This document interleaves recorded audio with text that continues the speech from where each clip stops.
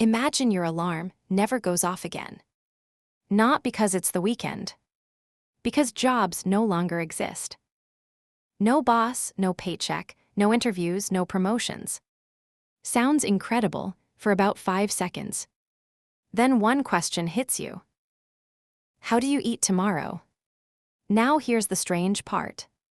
For almost 290,000 years, every human lived with that exact question.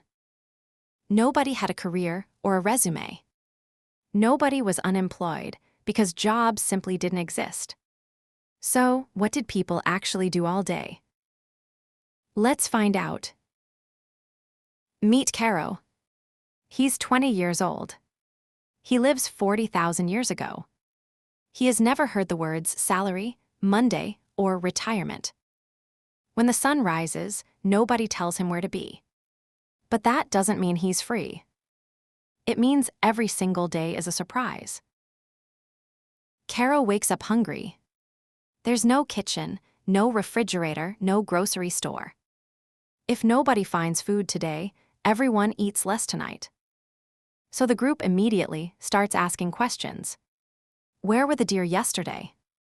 Did anyone see fresh footprints? Has the river dried up? Did another tribe pass nearby? Notice something. Nobody has a job title, but everybody has a responsibility. The older hunters read tracks, the best climbers collect honey, others dig roots, children carry water, and grandparents remember where food grew during the last drought. Everyone contributes. Because survival doesn't care how old you are. Movies make it look like ancient humans hunted mammoths every afternoon. Reality was much less exciting. Most days weren't spent fighting animals.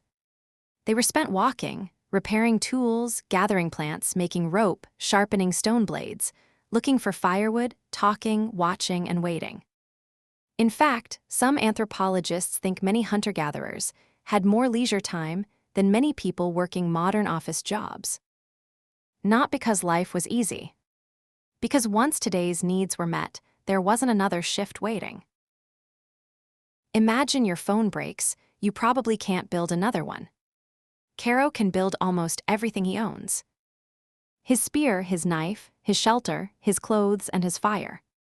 His knowledge is his toolbox. If one person dies, the group doesn't just lose a friend, it loses decades of experience. That's why stories matter. Knowledge isn't stored in books, it's stored in people. Every evening becomes a classroom.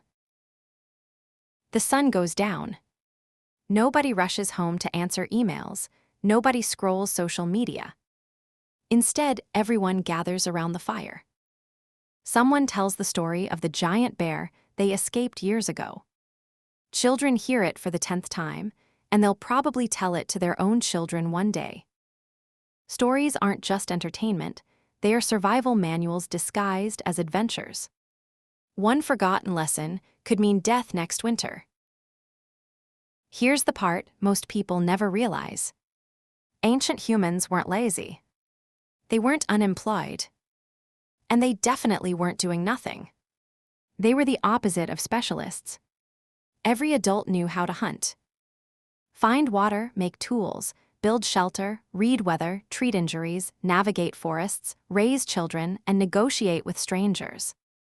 Imagine needing 10 different professions just to stay alive. Civilization didn't invent work. Humans had always worked. What civilization invented was the job. Instead of mastering everything, we mastered one tiny piece. The farmer, the blacksmith, the accountant, the programmer, the manager. Jobs made civilization possible, but they also changed what it meant to be human. For almost all of our history, your occupation wasn't printed on a business card. It was simply surviving another day. Next time you complain about Monday morning, remember this. 40,000 years ago, your interview was with nature. And nature never stopped hiring.